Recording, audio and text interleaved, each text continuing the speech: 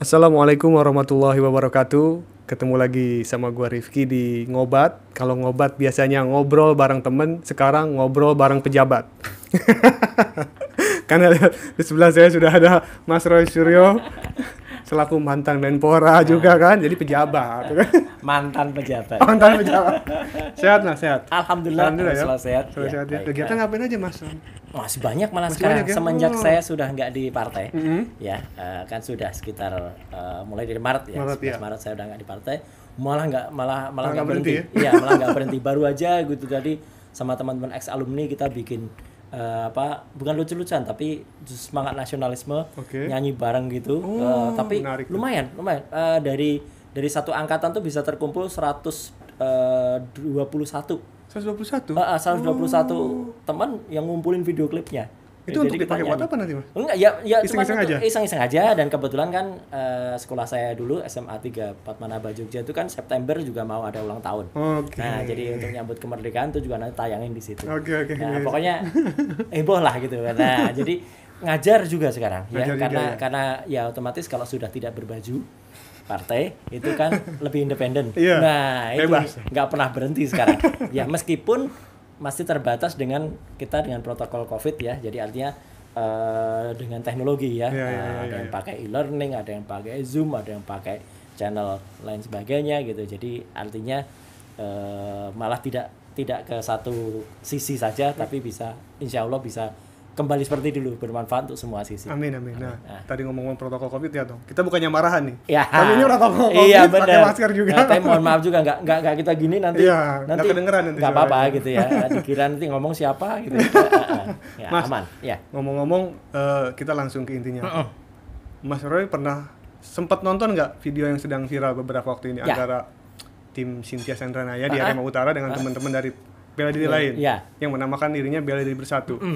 Mas mengikuti itu? Saya sebenarnya sudah ngikutin cukup lama ya, karena sebenarnya perdebatan itu sudah ada beberapa bulan yang lalu, bahkan hampir setahun yang lalu sebenarnya itu sudah muncul ya. Kenapa saya melihatnya, karena jangan sampai ini berpotensi kemudian munculnya pertentangan seperti juga yang sekarang sering terjadi. Bahkan ketika saya dulu masih jabat di Kemenpora, itu sering terjadi antara Persatuan Silat PS apa gitu ya, nggak saya sebut lah gitu Oke. di Jawa Timur Oke. ya, dengan teman-teman, saya sebut apa, teman-teman di tempat lain ya. Bahkan pada saat kita ngobat ini ya gitu, kemarin pun juga terjadi ya Iya. di satu Situbondo. wilayah di Situbondo gitu. Jadi itu muncul karena apa? Karena ada sebenarnya satu kebanggaan, Oke. tetapi kebanggaan yang mungkin agak berlebihan di antara teman-teman para pendekar ini, untuk mereka sering menonjolkan gitu kekuatannya. Nah, di antara menonjolkan kekuatannya itu, kalau kita sebenarnya yang sudah mempelajari cukup lama ya, kita lama-lama tuh sebenarnya harusnya kayak padi gitu ya. Oke. Makin berisi, Makin kita merunduk. makin merunduk, kita tahu, kita juga tidak perlu, tapi itu pun juga tradisi sebenarnya untuk menonjolkan itu. Mas Rifki sering lihat misalnya sebelum ada pernikahan, kalau di Jakarta ada misalnya tradisi palang pintu. Iya, betul. Ya, itu kan juga menunjukkan sebenarnya. Nggak salah juga sebenarnya, karena itu tradisi. Gitu loh. Nah, jadi apa yang dilakukan oleh Cynthia Sandranaya ini, menurut saya adalah bagian dari itu. Ya, bagian dari seseorang yang mungkin pingin share kemampuan dia. Ya. Dan saya mengatakan tidak salah, karena dia juga seorang atlet. Ya, gitu. Artinya orang yang belajar gitu ya. Belajar teknik itu. Nah, dan di era sekarang, era orang menyebutnya era 4.0 lah atau 5.0 gitu ya, orang narsis gitu ya, itu juga sah saja yang menggunakan YouTube gitu ya, kan juga sah saja kita ngobrol. Iya. Dan semakin banyak orang like, banyak bunyiin lonceng kan makin oke ya kan. Ya kan gitu, jadi Makin banyak isinya. nah, makin banyak isinya, jadi sah-sah saja. Nah, yang kemudian saya langsung juga ke intinya. Oke. Yang kemudian menjadi tidak sah atau menurut saya harus kemudian mungkin dikritisi, kalau ada rekayasa di situ. Ya, kalau ada rekayasa itu misalnya ada yang dilebih-lebihkan, dan dilebih-lebihkan itu membuat orang kemudian bertanya, jangan-jangan ini palsu. Oke. Jangan-jangan ini tidak benar Oke. gitu ya. Nah, jadi kalau itu yang terjadi, ya wajib kita kemudian melakukan koreksi. Tapi sepanjang yang saya lihat ya selama ini, ya saya masih melihat itu semacam show of force saja dari seorang Cynthia, dan kemudian sebenarnya banyak teman-teman dari kelompok lain yang sebenarnya juga pengen menguji gitu ya, tapi sebenarnya apa yang dilakukan tuh bisa kita jelaskan dengan teknik ya gitu. Karena kebetulan saya dulu juga ngajar teknologi videografi ya, apa yang dilakukan itu sebenarnya bisa diterangkan secara ilmiah. Bisa diterangkan secara ilmiah. Ya. Nah, Mas berarti sudah menonton videonya, kayak Sudah. misalnya contoh push up 1 jari, golok siluman, Ya. itu Mas menganalisisnya seperti apa? Sudah, gini, khusus untuk misalnya golok ya, golok siluman. Orang dia menyebutnya itu ada teknik siluman atau tersembunyi dan lain sebagainya. Itu sebenarnya adalah kemampuan orang untuk memainkan goloknya. Kemampuan seorang pendekar memainkan goloknya itu dengan kecepatan tangan yang cukup tinggi sehingga mata kita tidak bisa ngikutin. Teknik ini sebenarnya sering muncul ya gitu. Kalau kita lihat TV-TV kayak National Geographic, kayak misalnya History ya, itu ada khusus soal bagaimana permainan kayak gitu tuh, namanya Forged of Fire ya. Nah di situ itu ada teknik gimana, bahkan kita belajar katana pedang katana tuh kayak apa, pedang yang digunakan oleh kesatria katana itu kayak apa, kemudian ada jenis-jenis belati untuk ranger dan sebagainya, dan bagaimana cara memainkannya. Di situ ada ahli senjata juga yang dia bisa memainkan dengan teknik sehingga, nah itu sebenarnya adalah ketika wortel itu patah ya, dan si tiang itu nggak patah, ya memang tiangnya nggak patah karena tiangnya itu di ibaratnya kayak di lengkung gini, sehingga pada saat pedang itu menyabit wortelnya otomatis wortelnya patah. Ya kayak seperti seorang pesulap yang menggunakan 2 ring ya gitu, nggak usah sampai setingkat David Copperfield ya atau Deddy Corbuzier ya, kita pun bisa melakukan gitu. 2 ring itu sebenarnya ada yang terbuka gitu ya, kemudian begitu kita lewatkan sebenarnya dia hanya lewat depannya tapi seolah-olah itu tembus. Itu juga jadi pedang itu sebenarnya, tapi karena saking cepatnya itu lewat dan mata kita nggak lihat, dan meskipun itu coba dilambatkan dengan kamera si pembuatnya, youtubernya atau Cynthia-nya, ya nggak nampak karena kameranya kamera biasa, ordinary kamera. Secara teknik videografi kalau kita mau detail kayak gitu, bisa juga sih kalau mau men-challenge ya gitu. Oke, silahkan lakukan lagi, tapi bawa kamera yang bisa merekam dengan high speed shutter. Super slow mo misalnya. Ya, dia ada fase super slow mo, sehingga akan kelihatan nanti bagaimana sebenarnya gerakan dan dia bisa, artinya tidak hanya kalau PAL itu kan tidak hanya 60 frame per second ya, atau NTSC itu 50 frame per second, tapi dia bisa misalnya bisa 1000 frame per second, sehingga akan bisa kelihatan bagaimana gerakan pedang itu. Nah, kemudian sebenarnya begitu. Nah, ya. Berarti itu kalau itu memang tidak ada rekayasa ya? Nggak ada. Jadi menurut saya sah. Sah ya? Itu sah saja. Seorang itu bagaimana kalau dikatakan wah kalau gitu berarti curang dong. Itu sebenarnya nggak benar-benar tembus gitu. Masalah curang dan tidak itu juga keterangan bagaimana sekarang seorang pendekar itu bisa mempertahankan diri dengan senjata panjang, senjata pendek, atau bahkan tanpa senjata. Itu trik dia, ya. Termasuk itu juga diajarkan kepada kita, ya, dalam ilmu bela diri. Bagaimana kita itu bertahan dengan seminimal. Jadi nggak perlu orang dengan senjata yang berlebihan untuk mempertahankan diri. Nah, bagaimana dia juga nggak perlu dengan senjata yang sedemikian hebat untuk bisa memotong besi itu, ya. Kalau kita juga misalnya punya triknya, termasuk juga misalnya kebetulan secara pribadi saya dulu juga sempat belajar. Ini silat juga nih. Ya tapi ya kecil-kecilan lah gitu. Ya kalau pada saat jabat dulu dikasih band hitam, dikasih band tapi kan itu kan hanya sebagai pernah kesimbol aja. Tapi artinya cara kita mematahkan besi itu ya, orang lihat ya itu apakah itu besi per, baja itu memang ada tekniknya. Ada tekniknya. Kita harus tahu bagian mana yang paling lemah dari besi itu, ya. Kemudian bagaimana kita mengumpulkan semua kekuatan pada bagian bawah tangan ini. Bagaimana semuanya itu ditumpahkan ke situ, ibaratnya begitu. Dan itu juga harus latihan, memang. Tidak mungkin kan nggak latihan. Cynthia pun pasti juga melakukan merekam itu mungkin kayak dia memukul durian, ya, gitu. Itu mungkin juga tidak sekali 2 kali juga sukses, sah juga kan? Mungkin, ya. Saya katakan mungkin. Cynthia mungkin mukul duriannya kan juga latihan. Ada juga mungkin dia yang mukul, ya, tapi kan nggak ditayangkan, nggak apa-apa. hak dia. Dia, oke. Kita harus hormati dia. Betul. Terus kalau misalnya ada orang yang bikin, lah kalau gitu curang dong, yang ditampilkan hanya yang baik-baik saja. Enggak cuma yang baik-baik saja, ya.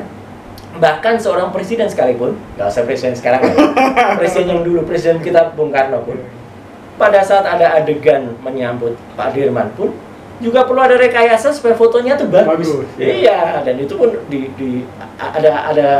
ada siaran khususnya. Ketika kita ngobrol, itu belum ditayangkan, nanti ditayangkan.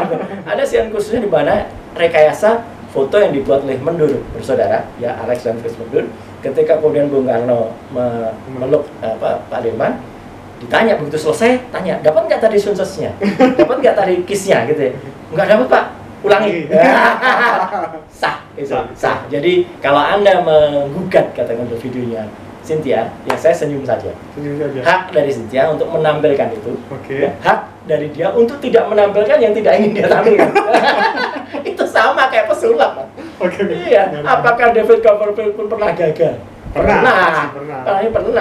Jadi memang kalau kemudian apakah itu sama sekali nggak perlu dikritik? Ya gitu misalnya gitu. Boleh, orang mengkritik itu boleh ya. Nah, kalaupun kita mengkritik ya sekali lagi saya kembali pada yang sudah saya katakan. Sifat dari seorang itu kalau punya ya kelebihan, biasanya kalau menikah itu ya dia simpan kelebihan itu. Tidak ditunjukkan. Ditunjukkan. Tapi kalau sekarang kan era narsis kan gitu. Orang mau menunjukkan untuk kepentingan YouTube, untuk kepentingan ekonomi dia ya boleh saja. Yang penting dia nggak nipu. Udah berarti dong. Ya bukan udah. Yang penting dia nggak nipu gitu aja. Nah, jadi kalau ada motor itu rekayasa dong. Enggak rekayasa. Tapi kita memang dipersepsikan untuk percaya apa yang dia tampilkan. Oke. Gak usah jauh-jauh Mas. Ya kita santai-santai aja kita membicarakan tayangan TV tetangga. Ya. Kan sering ada tayangan dunia lain dan sebagainya. Terus kita tadi nggak lihat apa-apa. Tapi begitu itu tambahkan garis merah, tambahkan lihat pada panah ini, lihat pada lingkaran putih ini. Jadi kita tetap persepsi ke situ dan nggak ada apa-apapun. Hanya tampak sedikit ada apapun kita ada berarti ada sesuatu. Nah, kelebatan. Iya, padahal itu ya biasa saja flare dari kamera. Bisa. Kadang-kadang itu bisa terjadi atau salah sinkro ya. Kalau dalam istilah fotografi itu ada salah sinkro gitu. Itu kadang-kadang dia nggak pas gitu. Atau kalau di kamera digital tuh sering kita merekam satu adegan sebelumnya dia nggak sempat memori nggak sempat menuangkan ke chipnya ya ke CCD-nya, dia kemudian mengambil gambar lain itu masih nampak di situ. Nah, jadi ini Mas, maaf, yang dipermasalahkan sama teman-teman yang mengatasnamakan bela diri bersatu itu, ketika tadi yang duren, dia mukul sampai batunya pecah, dan ketika diangkat tangannya tidak ada bekas durennya. Nah itu tuh, jadi mereka beranggapan, teman-teman bela diri bersatu beranggapan itu editing. Itu memang mungkin prosesnya tidak apakah dalam proses editingnya itu ada atau enggak gitu. Mereka tuh pada menanyakan itu. Makanya kita kalau memuji kayak gitu ya, itu tidak cukup percaya dengan satu sumber itu boleh. Ya. Sekali lagi ini kan video dari Cynthia. Iya kan? Ya udah. Mau kita menganalisa itu atau enggak ya itu video dia. Kalau kemudian kita challenge yang bersangkutan ya, terus teman-teman bawa kamera yang canggih ya, bukan hanya kamera handphone atau bukan hanya kamera pocket biasa atau kamera FX biasa, tapi kamera yang menggunakan untuk kepentingan broadcast yang shutter-nya tinggi tadi. Nah, itu mungkin baru akan kelihatan. Gitu. Tapi apakah itu kemudian bisa muncul nampak kemudian itu bersih atau enggak agak duriannya? Ya saya tetap mengatakan kemungkinan itu bisa saja terjadi. Kemungkinan bisa terjadi. Tapi bahwa itu ada editing ya bisa saja. Iya. Tapi saya sekali lagi saya tetap mengapresiasi. Iya, betul. Apa yang dilakukan oleh Cynthia. Tapi saya pun juga memberikan apresiasi juga teman-teman yang detail mengkoreksi itu. Tujuannya baik. Baik, betul. Tujuannya baik. Jadi tujuannya pasti akan membuat Cynthia berhati-hati. Iya kan? Atau bahkan dia semakin baik lagi nanti bikin kontennya. Jadi tetap semuanya tujuannya baik. Asal satu ya pesan saya, jangan seperti kasus yang kemudian malah itu menimbulkan gesekan ya kan, sampai ke yang nggak ada hubungannya itu kemudian diserang, patung-patungnya dirobohin. Itu janganlah gitu. Sepanjang mengkritik kemudian malah mereka adu video. Nah, saran saya adu video aja. Iya. Ini bukan soal mungkin sekedar adu video Mas. Kemarin teman-teman yang mengatasnamakan dari beda dari bersatu itu sampai datang ke Lampung. Iya. Untuk ketemu dengan pihak dari Cynthia. Nah, tapi enggak. Tapi nggak disamperin. Nah, kalau menurut saya, ya ini saran saya baiknya. Kalau kita berani menampilkan, berani juga tanggung jawab. Nggak apa-apa, bahwa nanti ternyata misalnya itu ada yang fail, ada yang sukses, semua itu biasa. Orang tuh nggak ada yang 100% bisa sukses. Betul. Pasti ada yang fail, ya gitu. Ketika kita latihan mematahkan belahan besi itu pun juga dulu pertama kali kalau kita konsentrasi ya, waduh tahan kita sampai 3 hari mas harus diparem gitu, iya gitu. Tapi begitu kita udah tahu tekniknya dan kita juga ya yang penting juga gini, ada falsafah daerah ya yang mengatakan jangan kemudian kita adegan artinya jangan kita kemudian sok-sokan gitu. Kekuatan kita pun masih tetap tunduk kepada Allah Subhanahu wa taala. Mau kita kekuatannya kayak apapun, kalau kita kemudian sok-sokan ini kecil lagi pasti akan gagal. Gitu. Tapi begitu kita yakin ya insya Allah ya itu akan bisa memecahkan itu. Meskipun semua tetap ada teorinya. Ya bahwa bilahan itu ada titik lemahnya di mana.